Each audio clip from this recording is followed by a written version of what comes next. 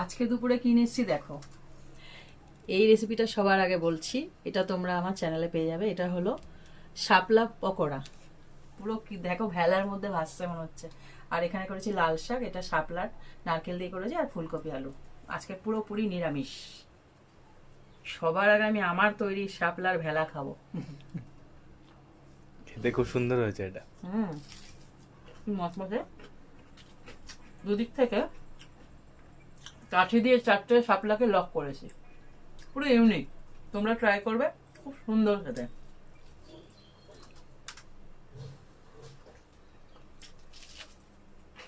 হুম।